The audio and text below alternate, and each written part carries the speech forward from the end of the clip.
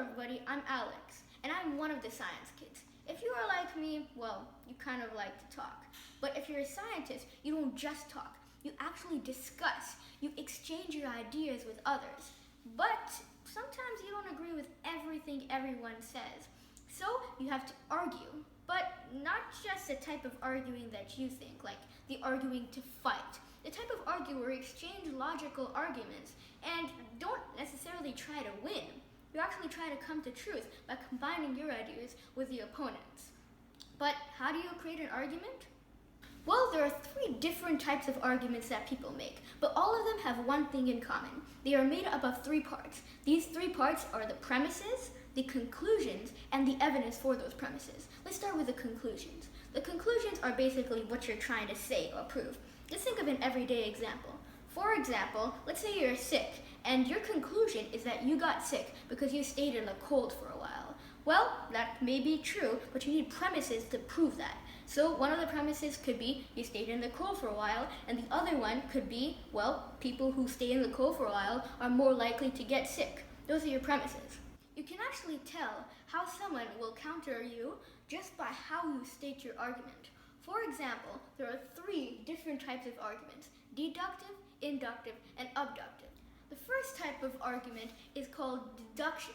Deductive reasoning basically says, okay, if the premises are 100% true, then the conclusion is 100% true. Here's an example. All birds have wings.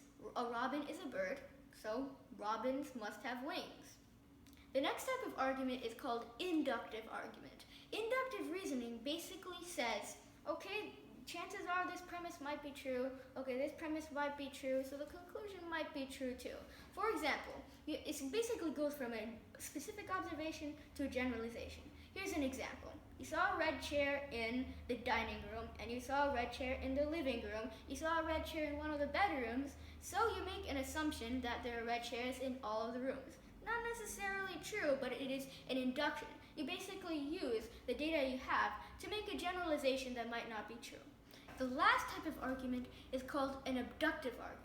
Abductive reasoning basically takes the best guess you have and make a conclusion out of it. For example, imagine it's a cloudy day, and then you look outside and you see trees on fire. The best guess would to be that there's a lightning storm. So that's your conclusion. A couple things before we finish. First off, a lot of times when people argue or discuss or have dialogue, they make mistakes in arguments. These mistakes are called logical fallacies. Over the next few months, we'll be discussing different types of logical fallacies, how not to use them, and how to argue against them. The last thing is, if you don't win an argument and you realize that you're wrong, don't just stick to it. It's okay. The whole point of arguments is not to win, it's to get closer to truth. I mean, what's the title of the video? As Francis Bacon says, science is but an image of the truth.